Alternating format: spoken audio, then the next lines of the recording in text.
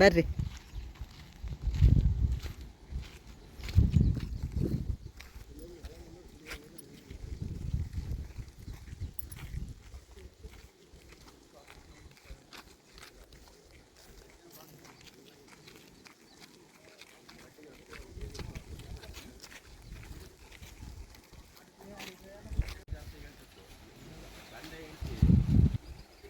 ಇವ್ರು ಹೇಳೋದು ಎಲ್ಲರಿಗೂ ಕೇಳಬೇಕು. ಹಾಗೆ ನಿಂತ್ಕೊಳ್ರಿ ನೀವು. ನಮ್ಮ ತೋಟ ಇಟ್ಕೊಂಡು ನಲ್ಗೂಟ ಇಟ್ಕೊಂಡು ನಾನು ಬರೀ ಬೇರೆಯವ್ರಿಗೆ ಬರೋದು ಹೆಂಗೆ, ನನ್ನಲ್ಲಿ ಏನಾದ್ರು ಮಾಡೋಣ ಅಂತ ಅದು 30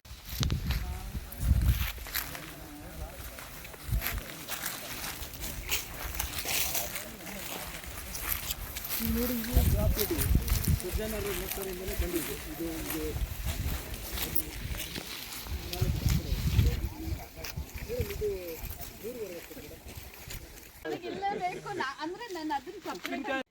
ನಾವೇನು ಮಾವಿನ ಹಣ್ಣು ಕೆಜಿ ಲೆಕ್ಕ ಮಾಡ್ತೀವಲ್ಲ, ಈ ಸಮಾಜಕ್ಕೆ ಮೀಸಲು ಇರಲೇಬೇಕು. ಯಾರ್ದಾದ್ರೂ ಬರ್ತಿದೆ ಆದರೆ ನಮ್ಮ ಫ್ಯಾಮಿಲಿ ಡಾಕ್ಟರ್ ಒಬ್ರು ಕೂಡಿದಾಗ ಅಕಸ್ಮಾತ್ ಇರ್ತದ ಬಿಲ್ಪತ್ರ ಗಿಡ ಅವ್ರ ಹೆಸರಲ್ಲಿ ಹಾಕಿದೆ. ನೀವು ಪ್ರತಿ ಹೆಜ್ಜೆನಲ್ಲೂ ಮೌಲ್ಯವರ್ಧನೆ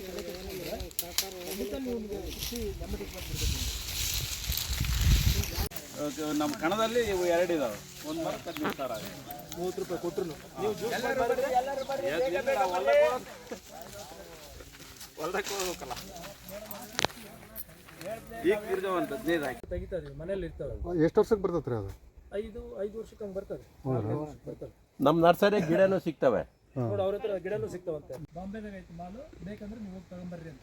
ಅದು ಡೌನ್ ತಿಂದಿತ್ತು. ನಿಮಗೆ ತಲೆ ಕೆಟ್ಟು ಮೊಸರು ಗಡಿಯಾಗಿ ಇದ್ದಿದ್ದ ಗಿಡ ಎಲ್ಲ ಕಿತ್ತು ಬಿಸಾಕ. ಒಂದು 25% ಆದರೂ ನೀವು ಗಿಡ ಮರಗಳು ಬೆಳೆಸ್ರಿ. ನಿಮಗೇನು ಸುಮ್ಮನೆ ಬೇವು ಬೆಳೆಸ್ರಿ, ಅದು ಬೆಳೆಸ್ರಿ, ಇದು ಬೆಳೆಸ್ರಿ ಅಂತ ಹೇಳ್ತಿಲ್ಲ. ನೀವು ಹಣ್ಣಿನ ಗಿಡಗಳು ಹಾಕಿ. ಈಗ ಅವ್ರು ಹೇಳಿದ್ರು ಸಜ್ಜನ ಅವರು ನಾವು ಅಲ್ಲಿಗೆ ಬರಬೇಕು.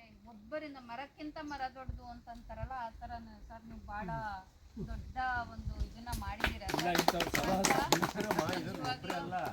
ನಾವು ಆರಂಭ ಮಾಡ್ತೀವಿ.